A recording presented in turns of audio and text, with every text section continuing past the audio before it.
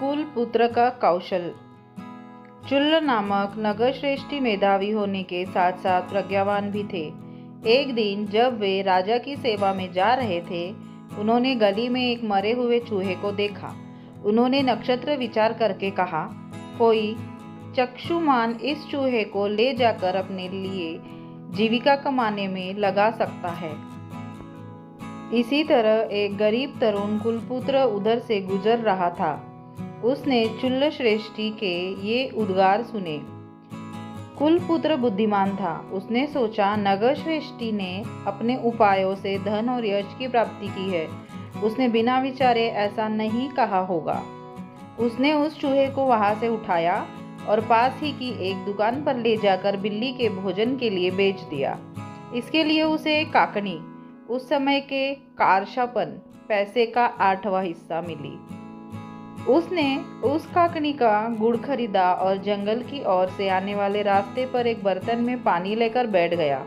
कुछ माली जंगल से फूल चुनकर आ रहे थे। कुलपुत्र ने उन्हें थोड़ा थोड़ा गुड़ दिया और पानी पिलाया। मालियों ने खुश होकर उसे एक एक मुट्ठी फूल दिए। अगले दिन उसने उन फूलों को बेचकर प्राप्त धन से फिर गुड़ खरीदा। इस बार वह गुड़ और पानी का घड़ा लेकर नगर के पुष्प उद्यान के द्वार पर जा बैठा। गुड़ और ठंडा पानी पीकर माली प्रसन्न हुए। उन्होंने फूलों के साथ पुष्प वृक्ष पौधे भी भेंट में दिए। कुलपुत्र ने इन्हें भी नगर में जाकर बेच दिया। उसका यह सिलसिला चलता रहा। थोड़े समय में ही उसने इस उपाय से 8 कारशापन प्राप्त कर लिए। एक दिन नगर में जोर की आंधी आई। राजोद्यान सूखी लकड़ियों और पत्तों से भर गया। उद्यान के माली की समझ में नहीं आ रहा था कि इतनी सारी लकड़ियों और पत्तों को कैसे हटवाए। तरुण कुलपुत्र माली के पास आया और बोला, यदि इन लकड़ी पत्तों को मुझे दे दो तो मैं इन सब को यहाँ से उठवा कर ले जाऊँ। माली को यह सुझाव पसंद आया। आर्य, ले जाओ।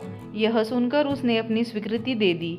पास ही में कुछ लड़के खेल रहे थे। कुलपुत्र ने उन्हें बुलाया, सभी को थोड़ा थोड़ा गुड़ खिलाया और सारे लकड़ी पत्ते थोड़ी ही देर में उठवाकर उद्यान के द्वार पर ढेर लगवा दिया।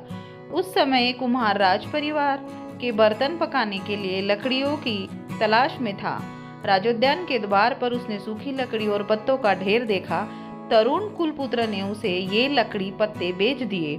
इस सौदे में उसे 16 कारशापन और 5 बड़े मिट्टी के बर्तन मिले। इस प्रकार धीरे धीरे उसके पास 24 कारशापन हो गए। अब उसने नगर द्वार के पास एक पानी की प्याऊ लगा ली और सभी घास काट कर आने वालों को गुड़ खिलाकर ठंडा पानी पिलाने लगा। उसकी सेवा भावना से प्रभावित होकर एक दिन सभी घसियारों ने उससे पूछा, सौम्य, तूने हमारा बहुत उपकार किया है, हम तेरे लिए क्या करें? काम पड़ने पर बताऊंगा, कुलपुत्र ने उत्तर दिया। थोड़े दिनों में ही नगर द्वार पर तैनात राजकीय अधिकारियों से उसकी मित्रता हो गई। एक दिन उसे मालूम हुआ कि नगर में एक बड़ा व्यापारी 500 घोड़े लेकर आने वाला है। चतुर कुलपुत्र ने घसियारों से कहा, आज सभी मुझे एक एक पूली घास की दो और जब तक मेरी घास नहीं बिकती अपनी घास को कोई नहीं बेचे। घसियारे उसकी सेवा कर्म से बहुत प्रभावित थे। उन्होंने उसकी बात मान ली। इस प्रकार अनायास ही उसके पास घास की 500 पुलियां इकट्ठी हो गई। जब घोड़ों का व्यापारी नगर में पहुंचा, उसे नगर में कहीं घोड़ों के लिए घास नहीं मिली। अतः मजबूर होकर चतुर कुलपुत्र से 1000 कारशापन देकर घास खरीदनी पड़ी। कुछ समय बाद उसे पत्तन कर्मचारियों से ज्ञात हुआ कि नगर घाट पर कीमती माल लेकर एक पोत आने वाला है। कुशल कुलपुत्र इस मौके को हाथ से जाने नहीं देना चाहता था। उपाय कौशल में चतुर कुलपुत्र ने 8 कारशापन देकर एक सुसज्जित रथ किराए पर लिया। बड़ी सजधज के साथ वह रथ में बैठा और घाट पर पहुंचा। जाते ही पोत दलाल को उसने कीमती अंगूठी पेशगी में भेंट दी। उसने सोचा, अवश्य ही यह नगर का बड़ा व्यापारी होगा।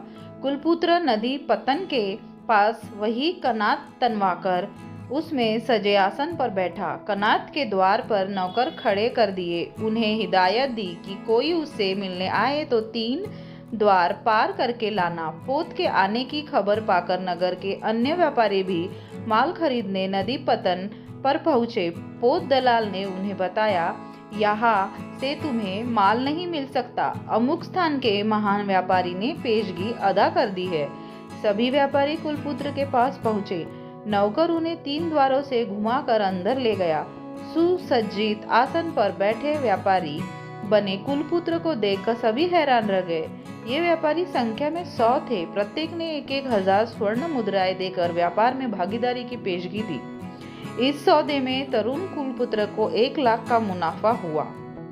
कुलपुत्र ने सोचा, मैंने इतनी धन दौलत चुल्ल नगर श्रेष्ठी के उपाय से अर्जित की है, क्यों न मैं उसकी कृतज्ञता प्रकट करूं।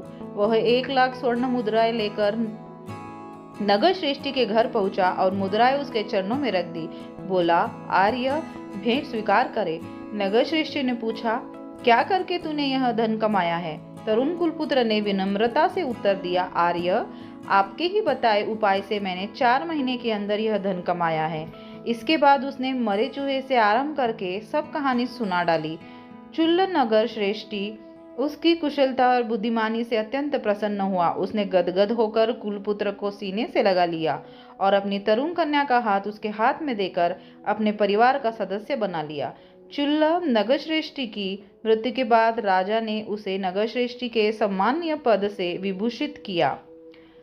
अर्थ, चतुर मेधावी थोड़ी सी भी आग को फूंक मारकर बढ़ा लेने की तरह थोड़े ही मूलधन से अपने को उन्नत कर लेता है।